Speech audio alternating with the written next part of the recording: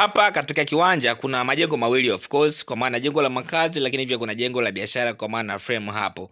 Na katika lile jengo la nyuma ambalo ni jengo la makazi, ni jengo lenye vyumba vitatu vya kulala, vyumba viwili ni self, kimoja master, ina sebule kubwa, dining, jiko pamoja na store. Tofali zinazotumika hapo ni blocks 3200, lakini kama utatumia tofali za kuchoma hapo zitakuwa tofali 10013.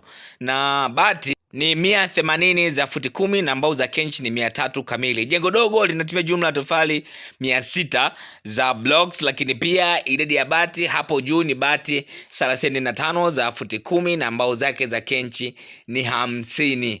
Na unaweza kuona na mageba yanaonekana katika kiwanja hichi, na unaweza ukatopatia vipimo vya kiwanja chako na tukakuandalia jengo lako, either litakuwa moja au hata zaidi ya moja kulingana na vile ambavyo wewe utakuwa unahitaji. Na hii sio katika kila kiwanja utatakiwa kufanya hivi, kwa sababu sio kila eneo utatakiwa kuweka duka au kuweka frame. Itategemea na eneo lako linakuwa linazungukwa na kina nani, linazungukwa na watu wa aina gani, linazungukwa na makazi ya aina gani. Hapo ndipo ambapo utakuwa na chaguo sahihi la kuweza kuweka frame na likakupatia faida kama ambavyo ulikuwa unategemea kufanya au kupata kutoka katika kiwanja chako, kutoka katika makazi ambayo unataka kuyaweka hapo. Nafikiri hapa unaweza kutazama vizuri jengo letu hilo hapo, ambalo ni jengo ambalo ni main, ni jengo kubwa, lakini pia na jengo dogo lipo hapo. Kama unataka kutazama ramani kupitia WhatsApp yako, basi usiache kututafuta kwa namba hiyo hapo inaonekana kwenye kioo cha simu yako. Namba hiyo inapatikana WhatsApp.